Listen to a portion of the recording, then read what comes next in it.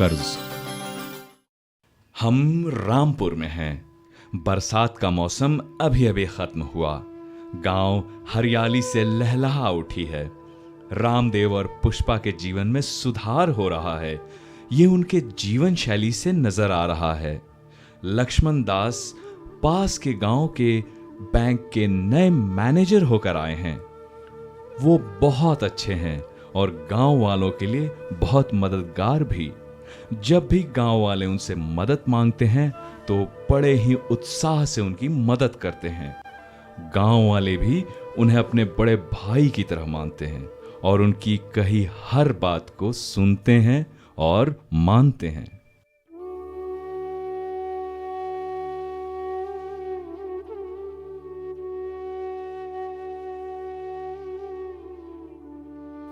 अरे वाह, आज भिंडी की सब्जी बन रही है।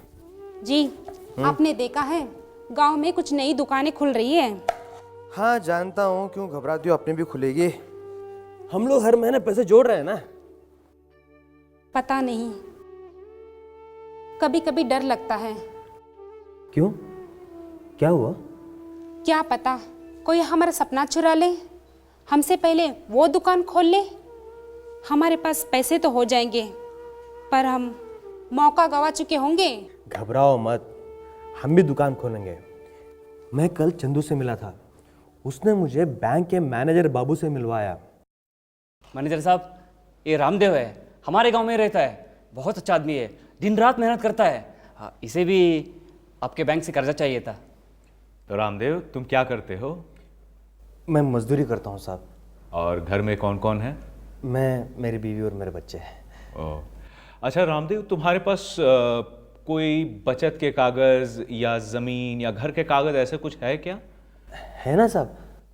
तो तुम एक काम करो, अगली बार जब तुम बैंक आना तो वो कागजों को लेके आना। हम उसे एक बार जांच कर लेंगे, फिर बताएंगे कि तुम्हें लोन दे सकते हैं या नहीं।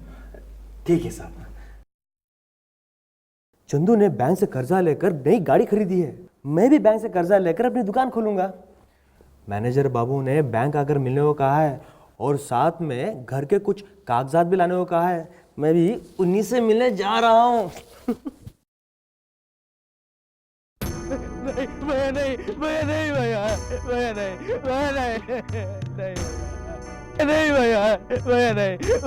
भैया जी से चुपकर कब तक भागोगे?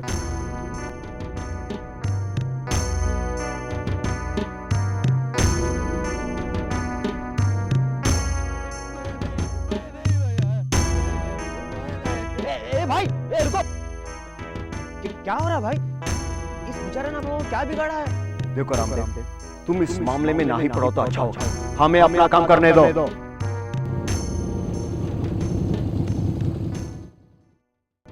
अरे रुको रुको, अरे ये क्या हो रहा है? ये लोग मुझे परेशान कर रहे हैं। अरे बातचीत से भी सुलझाया जा सकता है ना। अरे क्या बिगाड़ा है इस गरीब ने तुम लोगों का? अरे गरीब और ये, इसने भैया जी से कर्ज लिया और पिछले 6 महीने से ब्याज नहीं चुकाया है। लुका छुपी का खेल खेल रहा है। जब भी घर जाओ तो हमेशा ताला लगा रहता है। भैया जी ने कितना कहलावा भिजवाया पर हाथ ही नहीं आ रहा था। बड़ी मुश्किल से आज पकड़ में आया है। ब्याज लिए बिना हम इसे नहीं छोड़ेंगे। तुम्हें भैया जी से कर्ज लेने के लिए किसने कहा था?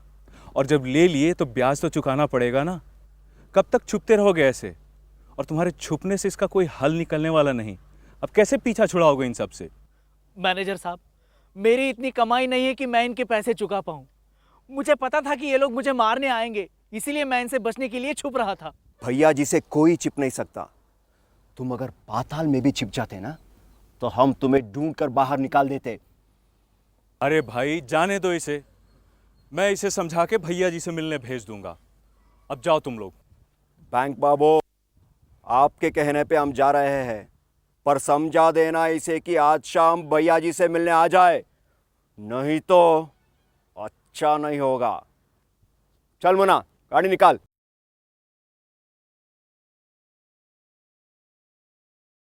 अरे जब तुम ब्याज नहीं चुका सकते थे तो भैया जी से कर्ज लेने का जरूरत क्या था?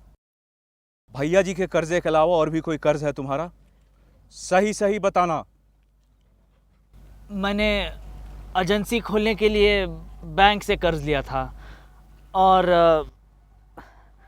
सहकारी संघ से कर्ज लिया था पुराने कर्ज चुकाने के लिए। वो सब तो ठीक है चुन्नी, लेकिन जो तुमने भैया जी से कर्ज लिया था उसका क्या किया? वो मैंने गाने वाला महंगा मोबाइल खरीदने में लगा दी। एक तो तुम्हें कर्ज लेना नहीं चाहिए था, और लिया भी तो किससे? भैया जी से। और किस लिए? गाने वाले मोबाइल खरीदने के लिए, जो कि तुम्हारी ज़रूरत ही नहीं है। इसलिए मैं हमेशा कर्ज लेने से मना करता हूँ। कर्ज हमेशा बुरा ही होता है। नहीं रामदेव, हर कर्ज बुरा नहीं होता, कुछ कर्ज अच्छे भी होते हैं। क्या बात कर रहे हैं मैनेजर बाबू? आपने देखा नहीं कर्ज लेके चुनी का क्या हाल हुआ है? देखो रामदेव, कर्ज दो प्रकार के होते हैं, अच्छा कर्ज और बुरा कर्ज। अगर तुम कोई कर्ज फायदे वाले काम में लगाते हो उसे अच्छा कर्ज कहते हैं, जैसे व्यापार के लिए कर्ज या बच्चों की पढ़ाई के लिए कर्ज, ये अच्छा कर्ज होता है।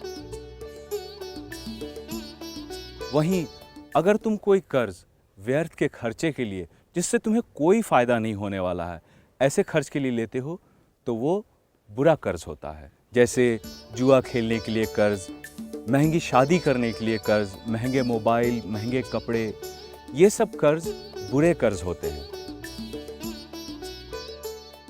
इस प्रकार के कर्ज से तुम्हें कोई फायदा नहीं होता, बल्कि तुम गरीबी के कुचक्र में और फंसते जाते हो।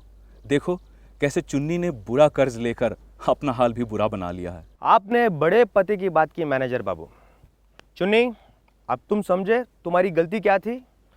तुमने बुरा कर्ज लिया और उसका नतीजा तुम्हारे सामने है। खैर, आज शाम तुम भैया जी से जाके मिल लेना और बातचीत करके कोई हल निकालने का कोशिश करना, ठीक है? मैनेजर साहब, मुझे उन लोगों से बचाने के लिए बहुत बहुत शुक्रिया। मैं आज शाम को भैया जी से ज़रूर मिलूंगा। अब मुझे आज्ञा दीजिए।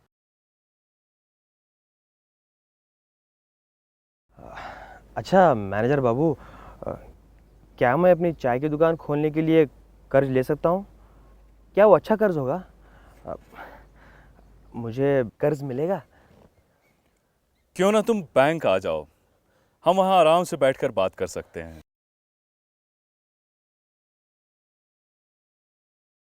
देखिए, ये कागज आप मेरे पास रहने दीजिए और 1 सप्ताह बाद आकर मिलिए। मैं देखता हूं मेरे से जो बन पाता है मैं पक्का करूंगा, ठीक है?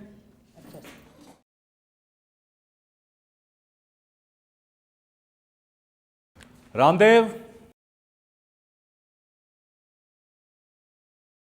नमस्कार मैनेजर बाबू। नमस्ते रामदेव, आओ आओ आओ, बैठो। तो क्या बात कर रहे थे हम लोग? अच्छे और बुरे कर्ज के बारे में। बिल्कुल सही कहा। मैनेजर साहब, वैसे मैं जानता हूं कि हमें किसी भी हालत में कर्ज लेना नहीं चाहिए, पर कभी ऐसी परिस्थिति आ जाती है कि हमें कर्ज लेने के अलावा दूसरा कोई रास्ता नजर ही नहीं आता। रामदेव, तुम सही कह रहे हो, कर्ज लेना अच्छा नहीं होता, पर कुछ स्थितियों में हमें लेना ही पड़ता है। लेकिन कर्ज लेने से पहले हमें सारी बातों को अच्छी तरह सोच लेना चाहिए। पहले हमें यह मालूम होना चाहिए कि हम अपने कर्ज अपनी ज़रूरतों को पूरा करने के लिए ले रहे हैं या अपने इच्छाओं को पूरा करने के लिए। जैसे कि कर्ज के पैसे को व्यापार में लगाना फायदेमंद है, इससे तुम्हारी आमदनी भी बढ़ेगी और कर्ज चुका पाने की स्थिति भी। जैसे गाय खरीदने के लिए भी तुम कर्ज ले सकते हो, इससे तुम्हें दूध मिलेगा जिसे बेचकर तुम पैसे कमा सकते हो। या फिर तुम्हारी चाय की दुकान के लिए कर्ज ले सकते हो, इससे भी तुम्हारी आमदनी बढ़ेगी और तुम आसानी से कर्ज को चुका पाओगे। पता है रामदेव, अगर तुम कर्ज लेते हो तो उसे ब्याज समेत चुकाना तुम्हारा कर्तव्य है। इसीलिए हमें कर्ज बहुत सोच समझ कर लेना चाहिए। अगर तुम कर्ज के पैसे फायदेमंद काम में लगाओगे तो तुम कर्ज को आसानी से चुका पाओगे, और व्यर्थ की इच्छाओं पर अगर खर्च करोगे तो तुम्हें चुकाने में दिक्कत हो सकती है और भैया जी जैसे लोग तुम्हारे पीछे पड़ जाएंगे, कैसे चुन्नी के पीछे पड़े हुए हैं। और तो और तुम्हारी गिरवी की गई संपत्ति के खोने का डर भी रहता है। ये तो आपने बिल्कुल सही कहा मैनेजर बाबू। तुम्हें यह भी समझना चाहिए कि कर्ज तुम किसी भी काम के लिए लो, लेकिन उसका भुगतान तुम्हें अपने होने वाले आमदनी से ही करना है। ये आपने बिल्कुल सच कहा मैनेजर साहब। मुझे अपने पिताजी के इलाज के लिए भैया जी से कर्ज लेना पड़ा और उसे चुकाने के लिए अपनी ज़मीन भी बेचनी पड़ी। अब ना तो मेरे पास वो ज़मीन है, ना ही उस पे खेती करके आने वाले पैसे, और ऊपर से कर्ज चुकाने का बोझ अलग। हम गरीबों के लिए तो कर्ज एक अभिशाप है मैनेजर साहब। आपने मेरी आंखें खोल दी साहब। काश ये मुझे पहले ही पता होता। अब से मैं कोई भी कर्ज सिर्फ फायदे के कामों के लिए ही इस्तेमाल करूंगा। हाँ, एक बात और, कर्ज लेने से पहले ये सोचना जरूरी है कि ब्याज के पैसे कैसे चुकाओगे, और कर्ज लेने से पहले ब्याज की रकम को गिनना मत भूलना। तो हम कहाँ से कर्ज ले सकते हैं? तुम्हें कर्ज लेने के लिए हमेशा सरकार द्वारा मान्यता प्राप्त और आरबीआई द्वारा स्वीकृत संस्थानों के पास ही जाना चाहिए। ये स्वयं सहयोग संस्था बिना मान्यता प्राप्त संस्थाओं की अपेक्षा कम दर पर ब्याज देती है, जो कि तुम्हारे कर्ज चुकाने को आसान कर देता है। यही नहीं, कठिन परिस्थिति आने पर ये तुम्हारे ब्याज की रकम तुम्हारी परिस्थिति के अनुसार कम भी कर देते हैं। वो तुम्हारे कर्ज का हिसाब भी रखते हैं, पर आखिर में कर्ज चुकाने की जिम्मेवारी सिर्फ तुम्हारी होती है।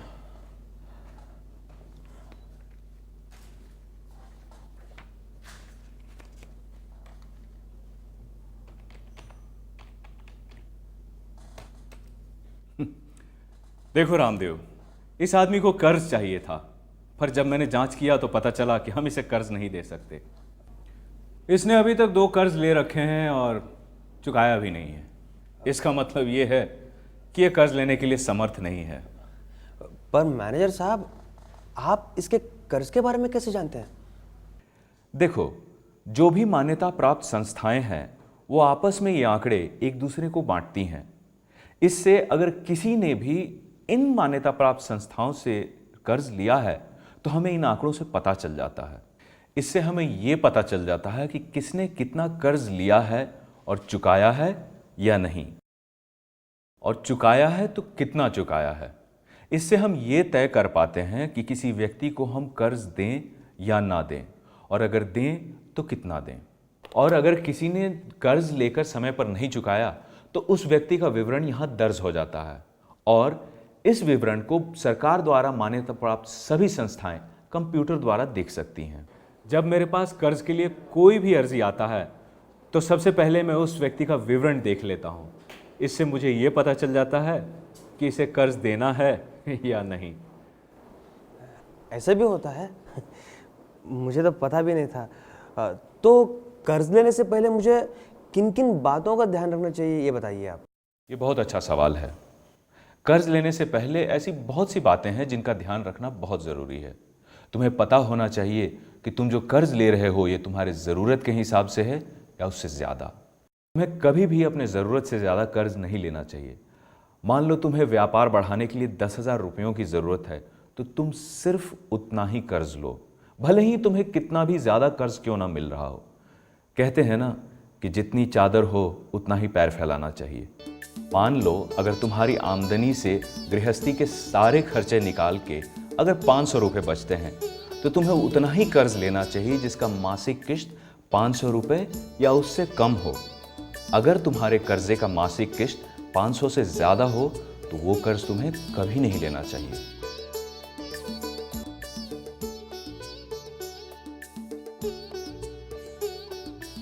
अगर तुम इस नियम का पालन करोगे तो तुम्हारी गृहस्थी भी संतुलित रहेगी और तुम समय पे कर्ज भी चुका पाओगे।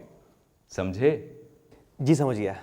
इन सब के अलावा तुम्हें अपने कर्ज के ब्याज दर के बारे में भी पता होना चाहिए।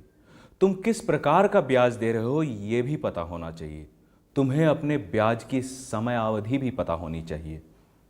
मैनेजर साहब, क्या मुझे चाय की दुकान खोलने के लिए आपके बैंक से कर्ज मिल सकता है?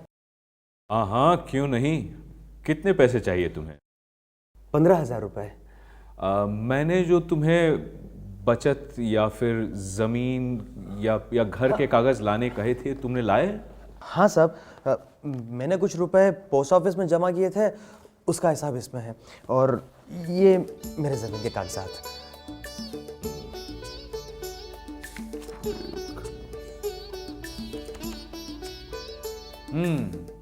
तो इन कागज़ों के आधार पर तो तुम्हें 15,000 आराम से मिल जाएंगे। अब ये बताओ कि तुम चाय की दुकान चलाओगे कैसे? क्या तुम अपनी मजदूरी का काम छोड़ दोगे?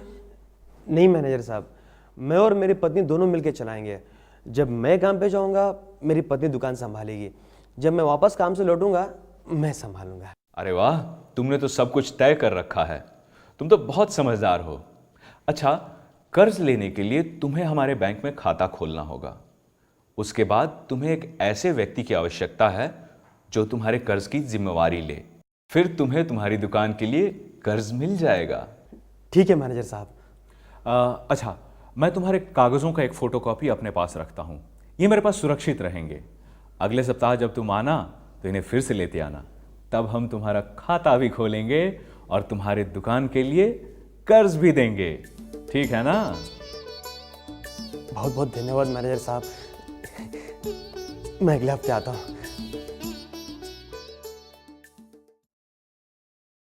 तो दोस्तों, आपने देखा कि कर्ज हमारे जीवन का कितना जरूरी अंग है और उसका सही उपयोग हमारे ऊपर निर्भर करता है।